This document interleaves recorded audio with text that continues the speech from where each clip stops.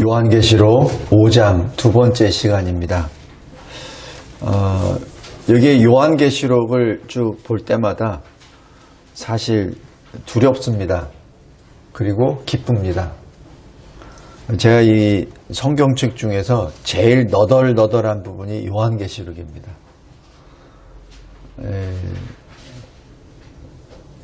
그리고 가장 이 글자 하나하나마다 읽을 때마다 다르게 느껴지는 것이 또한 요한계시록입니다. 근데 하나님께서는 왜 이렇게 미리 말씀을 주셨죠? 왜 보여주셨습니까? 왜 우리에게 읽으라고 하십니까? 과거 여기 요한계시록 그 전 부분은 전부 다 지나갔던 일을 기본으로 하죠. 근데 특별히 왜 요한계시록은 우리에게 이렇게 주셨습니까? 요한복음 14장 26절에 내가 너희들에게 미리 이렇게 말하면 일이 이루어질 때 나를 더 믿게 하려 함이라. 지금 이 계시록을 주신 목적은 우리의 믿음을 위한 것입니다. 우리의 믿음을 위해서. 오늘 여기 요한계시록을 보시면서 다시 한번 기도하시기 바랍니다. 나에게 흔들리지 않는 믿음을 주소서. 오늘 아침에 우리 현영이하고 성경 공부하면서 제가 말씀드렸는데 아는 것과 믿는 것은 달라요. 알아야 믿죠. 그죠? 근데 안다고 믿는 게 아닙니다. 오히려 많이 아는 사람 중에 믿지 않는 사람이 많이 있어요. 그래서 특별히 학위가 많으면 많을수록 높은 학위를 가지면 가질수록 그 학위로 말미암아 믿음이 자꾸자꾸 더디가는 케이스가 있습니다. 다시 한번 말씀드립니다. 안다고 하여 믿는다고 착각해서는 안 됩니다. 말씀을 볼 때 믿음으로, 믿음의 눈으로, 믿음의 영으로, 진리의 영으로 나를 붙잡아 주세요라고 기도하면서 봅시다.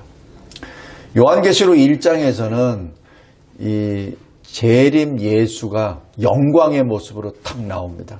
눈은 불꽃 같고, 그죠?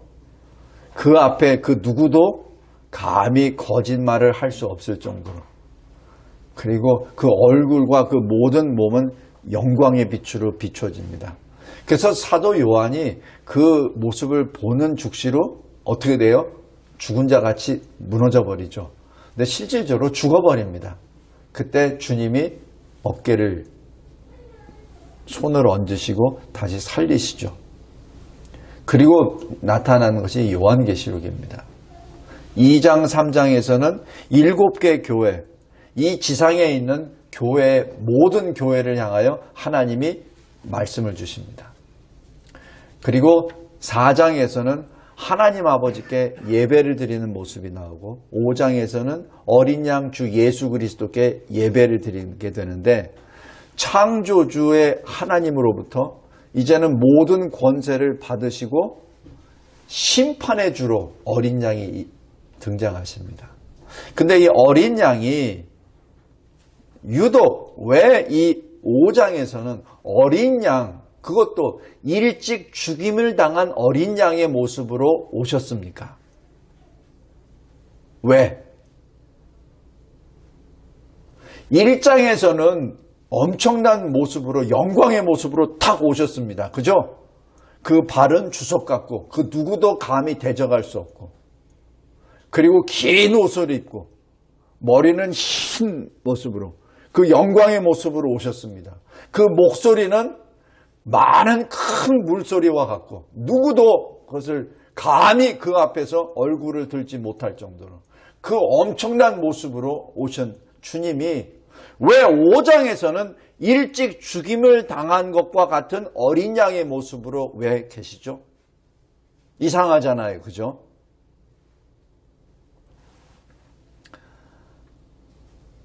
그 어린 양이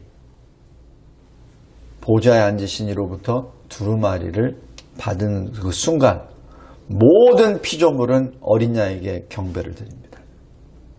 그리고 다음 주부터 들어갈 요한계시록 6장 심판이 시작이 됩니다. 모든 심판의 권세, 어린 양에게 간다는 얘기죠. 근데 그 어린 양이 어떤 분이시냐고요? 일찍 죽임을 당한 어린 양. 그러나 죽어 있지 아니하는 살아계신 어린 양. 부활하신 어린 양. 근데 그 부활하신 어린 양의 모습은 옆구리에 창자국이 있고, 그리고 두 손과 두 발에는 못자국과 그 자국 그 자체가 그대로 남아있는 어린 양의 모습이었습니다. 사도 요한 12제자 가운데 가장 예수님을 사랑하고 예수님이 사랑하시고 그리고 가장 예수님과 같이 끝까지 십자가에 달려 돌아가시는 그 순간까지 그 현장에 있었던 사람이 요한입니다.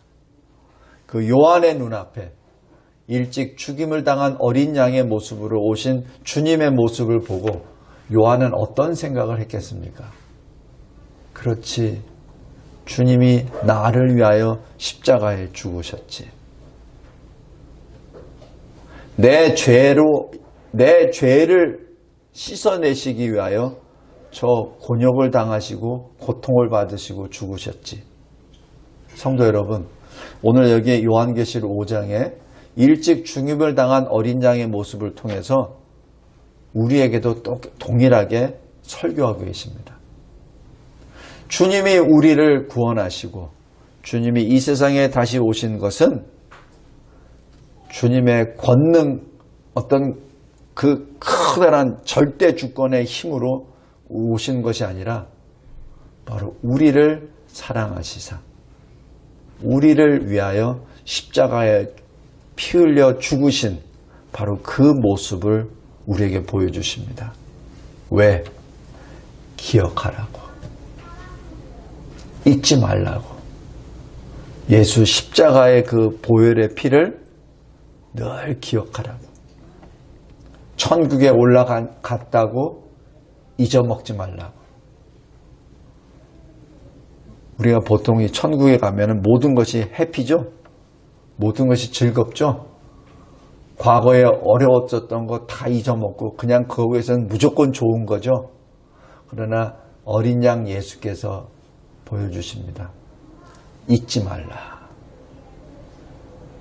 우리가 이 세상의 걱정과 고민은 아마 천국에 가서는 더 이상 문제가 되지 않을 거예요.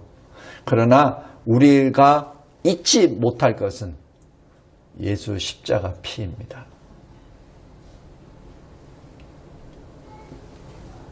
요즘에 교회들이 자꾸 이게 흔들흔들거리고 무너지는 이유가 바로 십자가 보혈의 피가 제대로 증거가 되지 않아서 그렇습니다. 그러다 보니 그냥 믿으면 구원을 받고 믿으면 천국의 시민이 되고 믿으면 영생을 얻는다는 그것. 그러니까 나는 믿습니다. 할렐루야. 나는 이제 천국 시민입니다. 할렐루야. 그러다 보니 나는 이제 모든 것이 형통하고 즐겁습니다라는 그 주장. 그리고 나는 천국 시민이니까 그 나는 항상 기쁩니다. 즐겁습니다라는 그 환상. 근데 그 원인을 잊어버리고 그냥 좋은 게 좋다는 식으로 살아나가죠. 그러니까 그 좋은 게 좋다는 것이 세상의 육정과 같이 맞물려 버리죠. 그러니까 세상에 좋은 것이 천국에 좋은 것과 같이 섞여 버립니다. 혼합이 돼 버립니다. 그거 절대 안 됩니다. 구별해야 됩니다. 오늘 여기 5장에 왜 주님이 1장에서는 그렇게 엄청난 모습, 영광의 모습을 보여주셨다가 왜 5장에서는 일찍 죽임을 당했었던 모습, 그 어린 양으로 보이셨다는 얘기죠. 어린 양은 뭐예요? 연약한 존재입니다. 왜 연약한 존재를 특별히 그 두루마리를 취하셔야 될 그분이 왜 그 모습으로 오셨다는 얘기죠. 우리의 믿음을 위한 것입니다.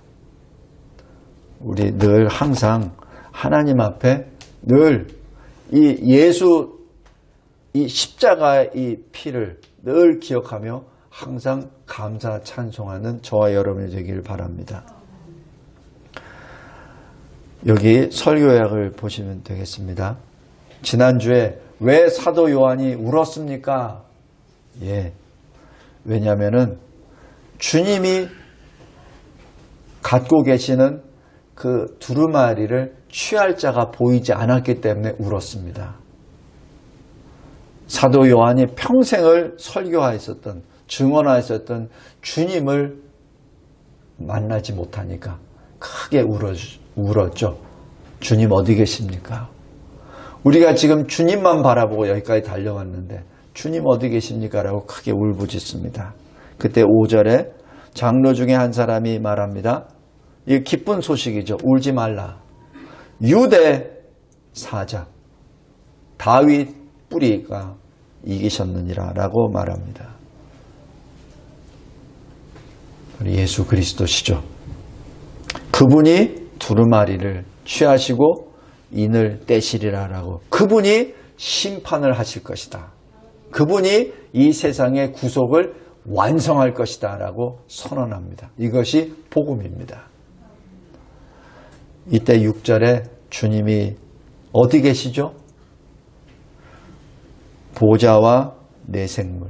여기 우리 말 번역은 보좌와 내생물과 장로들 사이 이렇게 표현되어 있는데, 원어적으로 하면은 보좌와 내생물 가운데 그리고 장로들 가운데 이렇게 됩니다. 그 얘기는 보좌와 내생물 가운데, 바로 보좌 우편을 말하죠. 장로들 가운데라는 얘기는, 장로들은 뭐라고 했죠? 교회 대표들이라고 했죠. 바로 교회 가운데. 첫 번째는 주 예수님이 유일하신 중보자이심을 여기서 선언하십니다. 하나님과 교회 사이에 유일한 중보자, 다른 중보자 없습니다. 이 시대에 이 로만 캐톨릭의 이 잘못된 교리가 교회 안에까지 침투를 해서 이상한 흐름들이 계속 들어오는데, 중보자는 예수 그리스도 한 분입니다. 결코 교황도 될 수 없고 마리아도 될 수 없습니다. 오직 한 분입니다. 예수님이 그렇게 부르짖으셨잖아요. 내가 바로 그 길이요, 유일성, 배타성입니다. 그 진리요, 그 생명이라. 예수 이외에는 없습니다. 거기서 타협도 있을 수도 없고 혼합도 있을 수 없습니다. 그 어린 양이 어떻게 계시죠? 서 계십니다. 앉아 계시는 것이 아니라 서 계십니다.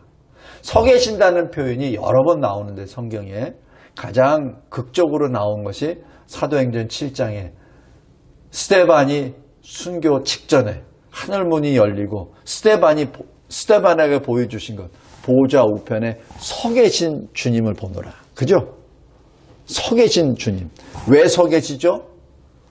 자기가 사랑하는 자기 백성을 지켜주시기 위해서. 지금 왜 어린 양이 서 계신다고 왜 합니까? 보통은 보좌 우편에 앉아 계셔야 되는데, 그죠? 서 계신다는 얘기입니다. 지금 마지막 구속을 완성하시기 위하여 준비가 다 되고 자기 백성을 향하여 지금 걸어 나아가실 준비를 하고 계신다는 얘기죠. 이것이 요한계시록 5장의 키포인트입니다.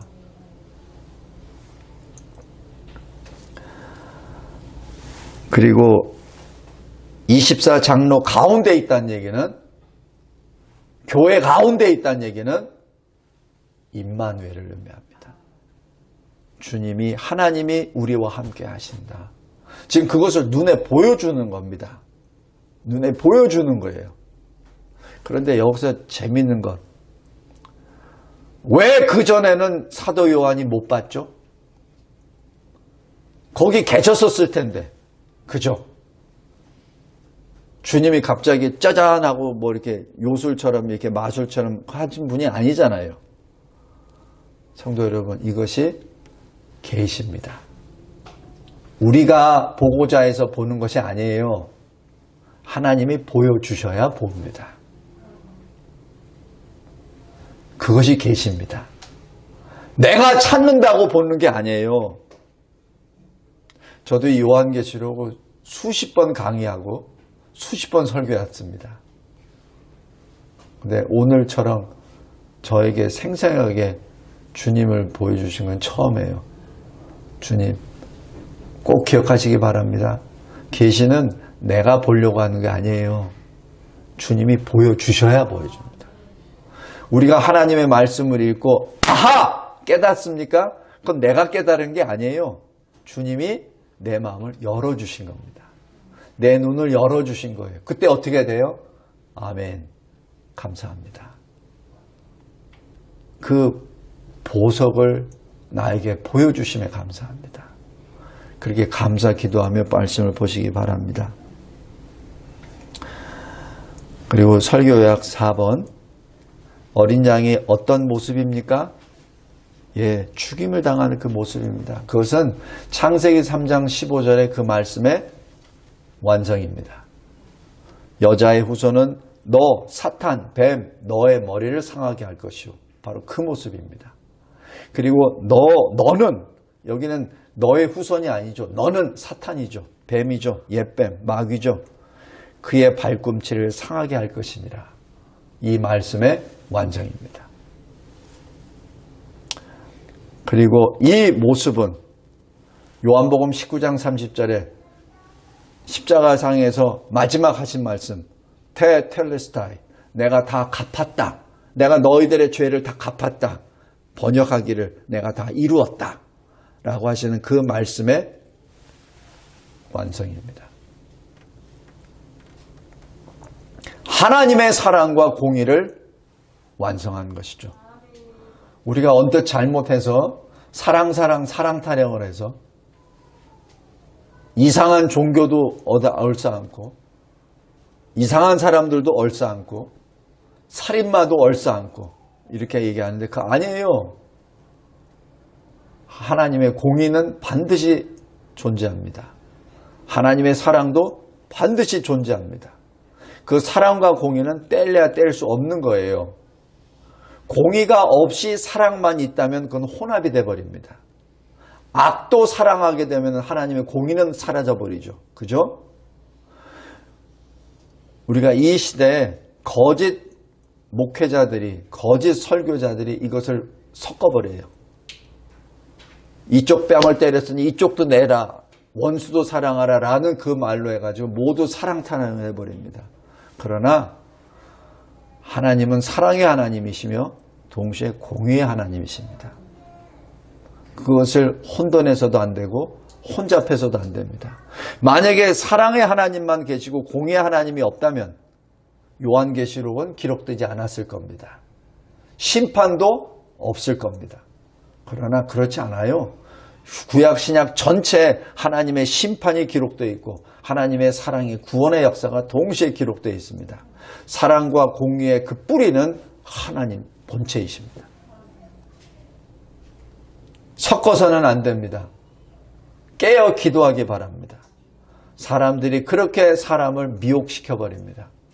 특별히 교회 안에서 사랑타랑하는 목회자들이 의외로 많습니다. 깨어 있기를 바랍니다. 그 공의와 사랑을 십자가에 달려 죽으심으로 완성합니다. 그것이 예수 십자가 공로입니다. 하나님이 자기 백성을 얼마나 사랑하십니까? 독생자를 내주시죠. 그러나 하나님이 그 죄를 얼마나 미워하십니까? 그래서 죄의 옷을 입으신 대속의 제물 하나님의 어린 양 예수 그리스도께서 죽으시는 것을 거기서 보고 계시죠. 사랑과 공의를 충족시키는 바로 그 현주소가 십자가 역사입니다. 그 십자가 역사를 잊지 말라고. 하나님의 사랑과 공의가 충족되었다는 그 역사적 그 사실을, 그 시점을 결코 잊지 말라고. 거기에 대한 실제 존재가 어린 양 예수 그리스도라는 사실을 잊지 말라고. 마지막 심판 때 주님이 어린 양으로 보여주십니다. 결코 잊지 말라고. 하나님의 은혜를 결코 잊지 말라고. 이 은혜의 선물 믿음 위에 자신을 세워놓고 끝까지 성령으로 기도하라고.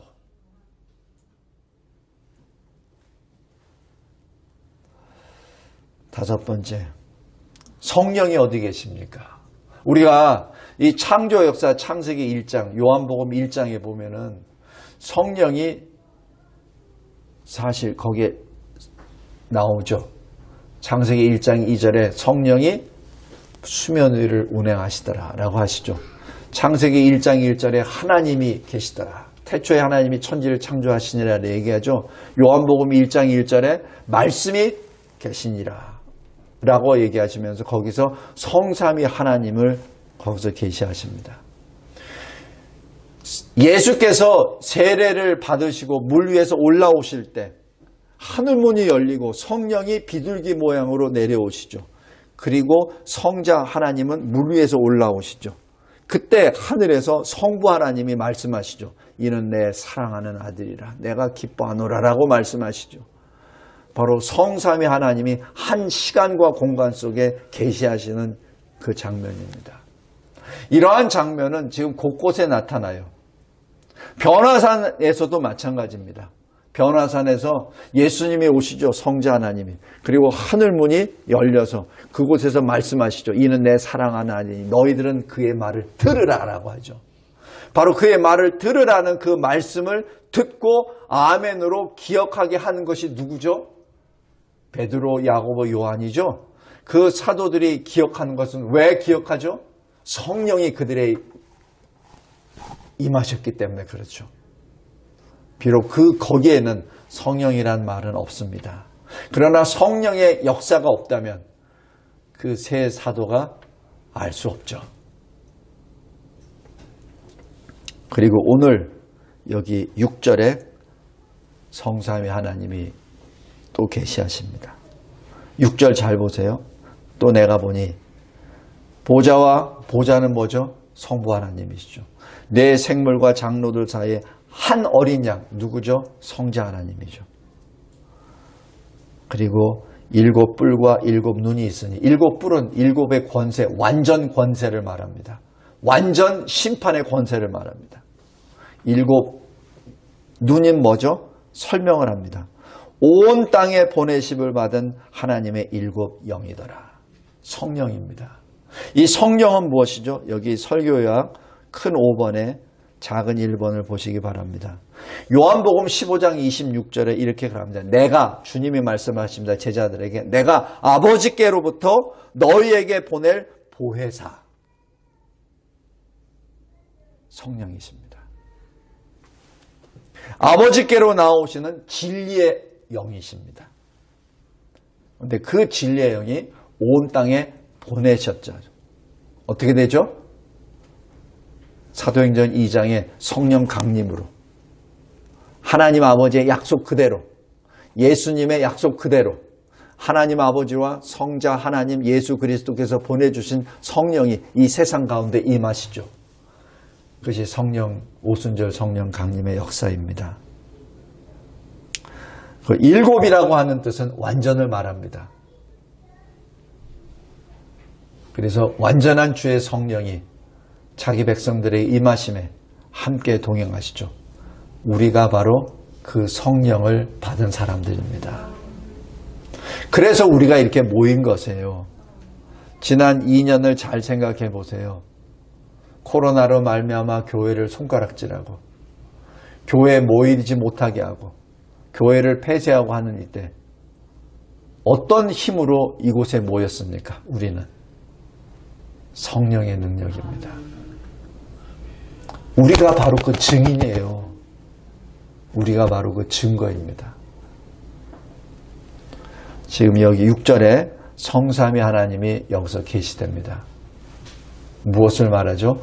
창조의 하나님이, 성삼위 하나님이 이제는 심판의 성삼위 하나님으로 계시하십니다. 구속의 성삼위 하나님으로 예수님이 물 위에서 올라오실 때 세례를 받으시고 그때 성삼위 하나님이 직접 계시하시죠. 그리고 이제는 마지막 심판 때 성삼위 하나님이 계시가 됩니다. 무엇을 말합니까? 창조가 되었던, 구속이 되었던, 심판이 되었던 그 주는 성부, 성자, 성령, 성삼위 하나님이라는 것을 여기서 계시하신 것이죠. 마지막 6번째, 어린 양이 그 두루마리를 취하십니다. 여기서 놀라운 일이 벌어지죠. 8절입니다.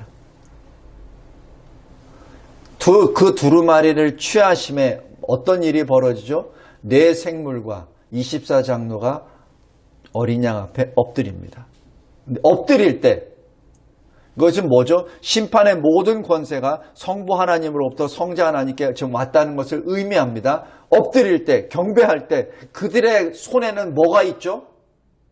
각각 검은 거와 향이 가득한 금대접을 가지고 있습니다. 근데 그 향이 뭐죠? 우리들의 기도입니다. 그 향이 우리들의 기도입니다. 성도 여러분, 우리 진리와 제자교회 작년 1년 내내 기도했죠. 매일매일 모여서. 어떤 때는 경찰이 들어와서 했어도 매일매일 모여서 기도했죠. 그 기도 땅에 떨어지는 거 아닙니다. 다 받으십니다. 다 받으십니다.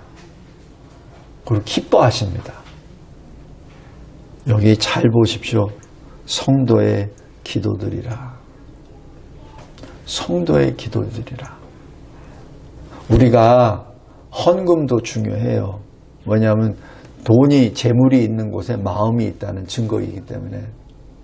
그러나 그 돈보다도 더 중요한 것은 우리 기도입니다.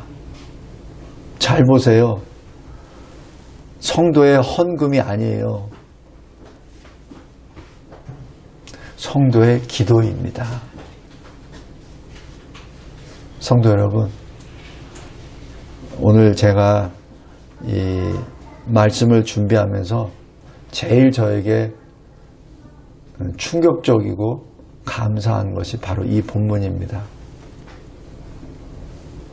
어린 양이 성부 하나님으로부터 그 두루마리를 취하시는 것, 그것은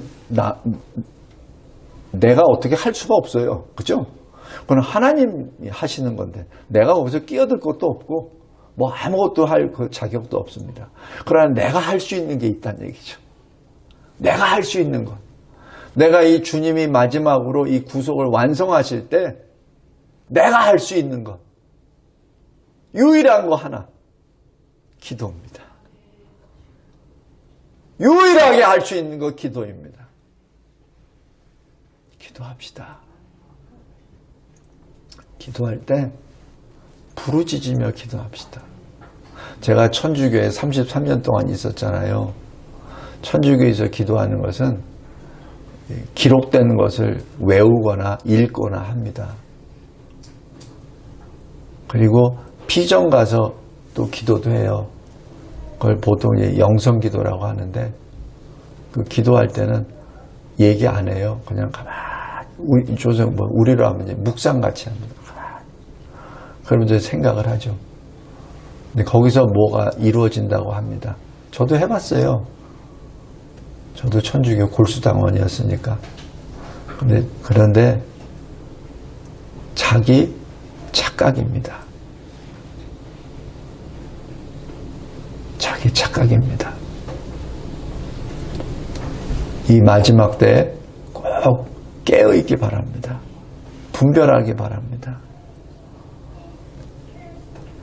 하나님이 주시는 영이 기도하게끔 하셨을 때는 오늘 우리 다윗 시편 봤잖아요. 35편.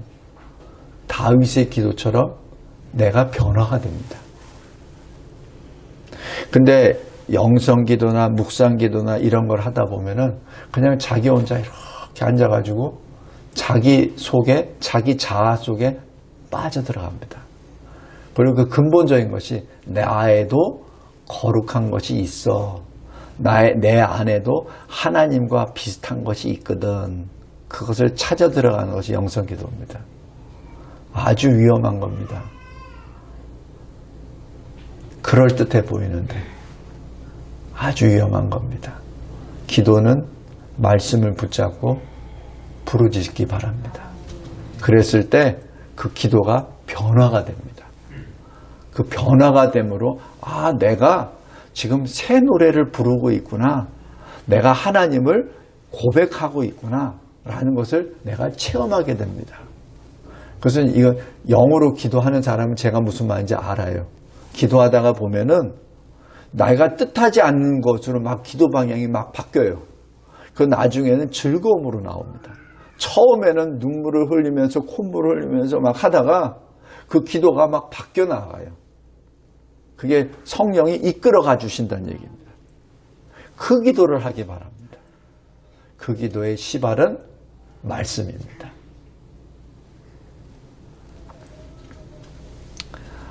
이럴 때 어떻게 되죠? 9절부터 14절까지 놀라운 하나님의 앞에, 주님 앞에 찬송과 경배가 계속 나타납니다. 어떻게 되죠? 맨 먼저 9절에 그들은 누구죠? 네 생물과 24장로들입니다. 제일 먼저 네 생물과 24장로들. 네 생물은 뭐죠? 하나님께 가장 가까이 섬기는 천사들입니다. 그 네 생물과 교회 대표 24장로들이 먼저 하나님께 어린 양 앞에 새 노래로 찬양합니다. 그리고 11절에 천군 천사, 천천만만. 천천은 뭐죠? 100만이죠. 만만은 억인가요? 만 곱하기 만은. 그러니까 수도 없이 많은 그 천사들이 찬양합니다. 그리고 어떻게 되죠? 13절에 모든 피조물이 찬양합니다. 로마서 8장의 모든 피조물은 구속이 완성되기를 기다린다. 끙끙 앓고 있다는 표현이 있습니다. 지금 이때 어린 양이 일찍 죽임을 당하셨던 어린 양, 우리 주 예수 그리스도 십자가 죽으심을 당하셨으나 부활하신 주님이 그 모든 흔적을 계시하시고 그 두루마기를 성부 하나님으로부터 받으셨을 때, 그때가 심판의 시작입니다. 그때가 구속의 완성의 때입니다. 그때가 사도 요한이 기뻐 뛸 때입니다. 그때가 온 교회가 일어나 찬양할 때입니다. 성도 여러분, 마지막 때가 슬프고 두려울 때가 아니라 그 마지막 때가 바로 하나님께 찬양할 때입니다. 마지막 때가 가까이 오면 올수록 두려워하지 말기 바랍니다. 오히려 기뻐 뛰기 바랍니다. 그것이 그리스도인의 진짜 모습입니다. 그리스도인이라고 하면서 마지막 때가 그냥 두려워서, 세상이 사라진다니까 무서워서, 세상 권세자들이 왼쪽으로 가라 그러면 무조건 왼쪽으로 가라, 오른쪽으로 가면 무조건 오른쪽으로 가라, 그런 연약한 모습, 그러한 두려워하는 모습을 벗어 던져버리고 사도 요한처럼 기뻐 찬양하기 바랍니다.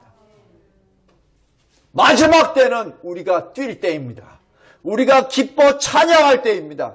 두려워하거나 무서워할 때가 아니에요. 피할 때가 아닙니다. 오히려 오실 주님을 경배할 때입니다. 오늘 요한계시록 5장을 통해서 다시 한번 하나님의 구원의 완성의 그때를 사모하며 기도하며 기다리는 저와 여러분이 되시기를 주님의 이름으로 기도합니다. 하나님 아버지, 감사하고 감사합니다. 하나님께서 저희들에게 주신 이 위대하신 계시, 저희들에게 알려주심에 감사하며 읽을 때마다 그 놀라운 계시의 비밀을 조금씩 더 깨닫게 하여 주시고, 세상은 두려워하지만 우리는 찬양하고, 세상은 피하지만 우리는 주님께 달려나아가는 거룩한 주의 백성 되게 해주심에 진심으로 감사합니다.